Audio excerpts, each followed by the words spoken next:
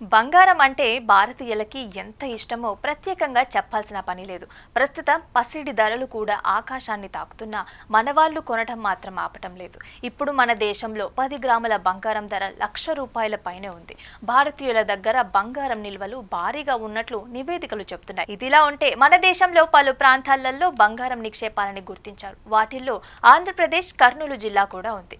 ఇక్కడ అక్టోబర్ నెలాఖరు నుంచి బంగారం ఉత్పత్తి మొదలు పెట్టనున్నారు.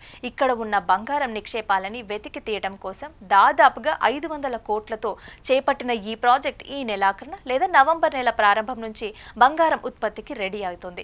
అయితే మొదట్లో ఇక్కడ సంవత్సరానికి 500 కిలోల బంగారాన్ని ఉత్పత్తి చేయనున్నారు. ఆ తర్వాత ఆ మొత్తాన్ని 1000 కిలోలకి పెంచాలని యోచిస్తున్నారు. అయితే ఇక్కడ బంగారం ఉత్పత్తి చేయడానికి కావలసిన అన్ని చట్టబద్ధమైన అనుమతులు తీసుకున్న తర్వాత ఇక్కడ 24 క్యారెట్ల పసిడిని ప్రాసెసింగ్ చేయనున్నారు. కర్నూలు జిల్లాలోని ఈ ప్రాంతంలో 597.82 హెక్టార్లలో బంగారం నిక్షేపాలు ఉన్నట్లుగా ఎన్నో సంవత్సరాల క్రితమే గుర్తించారు.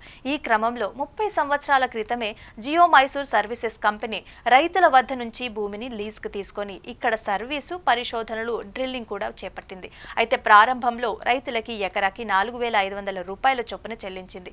ఆ తర్వాత లీజు మొత్తం పెంచుతూ వచ్చింది. ప్రస్తుతం ఇక్కడ బంగారం వెలికి తీసేందుకు గాను జియో మైసూర్ సర్వీసెస్ కంపెనీ రైతుల వద్ద నుంచి భారీ మొత్తంలో భూమి కొనుగోలు చేసింది.